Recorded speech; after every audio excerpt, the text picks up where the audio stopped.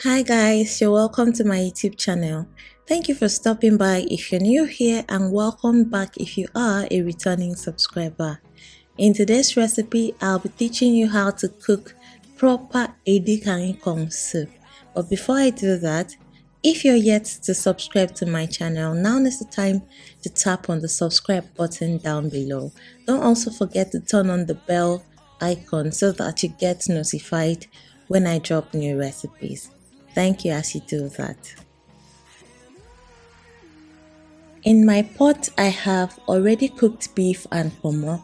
I'm pouring in 1 cup of beef stock. This is the stock that I cooked the beef and pomo in.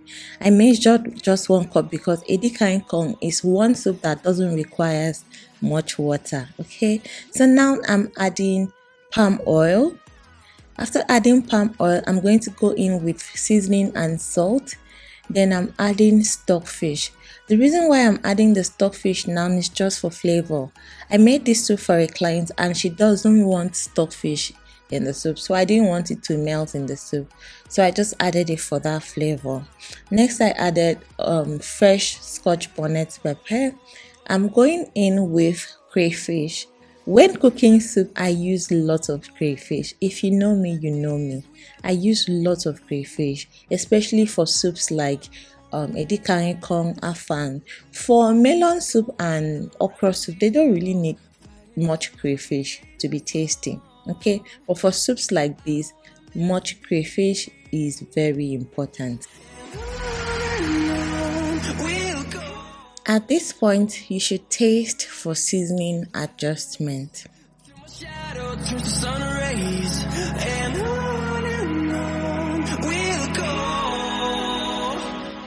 Next, I'm adding dried banla fish. I'm going to stir that to combine.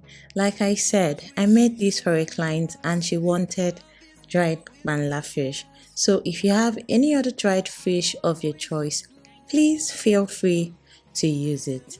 Okay, I'll stir this to combine, then I'll cover this to cook on extreme low heat, because at this point you can see that there is not much liquid in this pot again, right? So I'm going to let that cook on extreme low heat.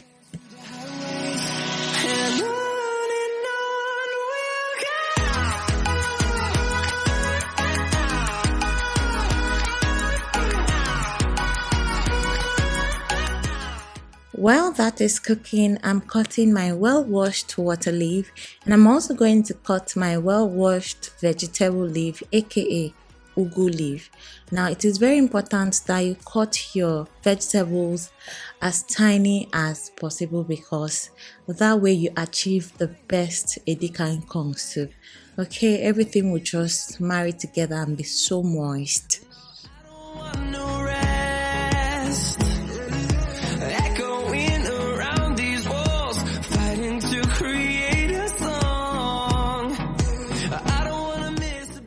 Next, I'm going to add the cut water leaf that I cut previously. So I'm just going to pour that in, then stir this to combine. Now you're just going to let this cook for 1 minute though, so that you don't overcook the water leaf, because the vibrance from the water leaf needs to complement that of the ugu leaf for your food soup to look great. Okay, now after that, I'm going to pour in the ugu leaf that I also cut previously. After adding the ugu leaf, I'm also going to go in with extra palm oil so that it will make my soup to be moist. Edikang soup is not supposed to be watery.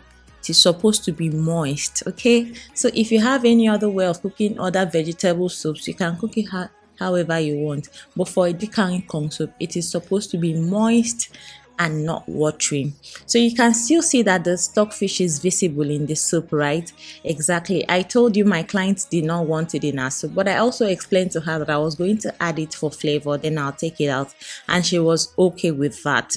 So after cooking the soup, I took out the stockfish before I dished out for her. Now, once you add the ugu leaf, give or take 2 minutes. You shouldn't cook it more than 2 minutes on fire, okay? Because if you overcook it, you're going to kill the vibrance of that vegetable.